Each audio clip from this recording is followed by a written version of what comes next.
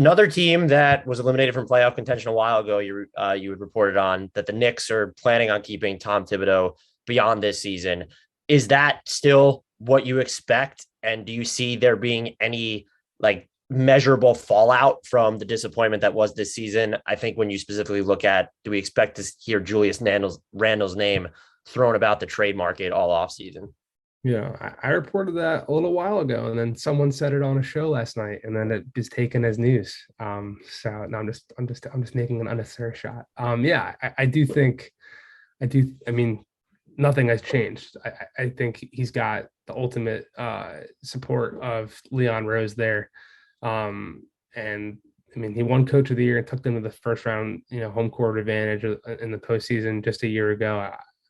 As much as there's, I think, credence to Knicks fans wanting to have it change there, he's going to be the coach there at least for next season. The changes will come. I don't know if it's going to be Randall, but I mean, they pretty much put everyone on the table at the deadline, from my understanding. I mean, even Emmanuel quickly was, I think, being discussed in certain scenarios. So there's going to be a lot of efforts to have a roster overhaul.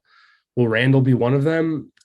I mean, Good luck moving that contract is all I have to this is say going at to be this one of point. the more difficult contracts behind Russell Westbrook and Rudy Gobert. So maybe it's in a package for one of those guys. But I mean, every time I've talked to Knicks people about a Russ deal, they've kind of laughed me off the phone.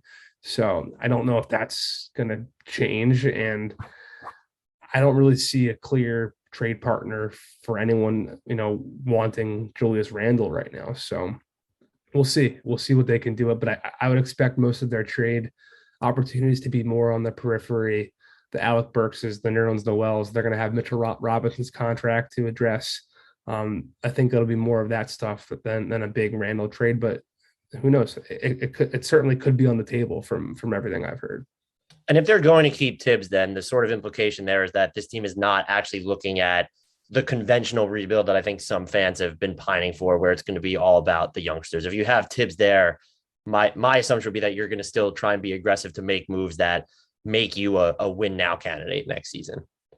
I think in the Knicks front office's pie in the sky, best case scenario offseason, they're trading for Zion and Donovan Mitchell. Like that's their goal, right? Like they want to get stars back there in the Garden and the playoff picture and blah blah blah. Like they really did think they had KD and Kyrie Irving coming.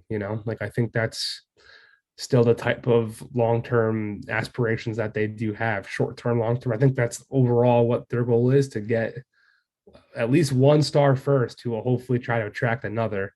So no, I think any type of concept of moving towards a rebuild, I don't expect that to happen at all. And it's been since roughly the dawn of time that the Knicks have extended one of their own first round picks. Does RJ Barrett have a chance to break that trend? Or is this a situation where he might actually, he's really good, but there's still a lot of questions about his game. If he's coming in asking for the max, I don't think that's a no-brainer decision from an organizational perspective. So it feels like there's actually a pretty good chance he won't sign an extension this offseason. Well, if he doesn't sign one this offseason, that doesn't mean he won't next Right. year, right? But I'm not. I'm optimistic they'll find a deal. I mean, obviously he's going to want as much as he can get, but I don't think there's any really credence to him having a max, right? So is there a number they can find that makes both sides happy? I think so. From early conversations I've had about that, I think there's at least optimism that a deal will get done. He has played really well of late. He had a really strong second half of the season. I think he's turned his way into a Tibbs player. I mean, I think he's played well over 35 minutes a game, or well over 30. Most nights he's played in the 40s, right?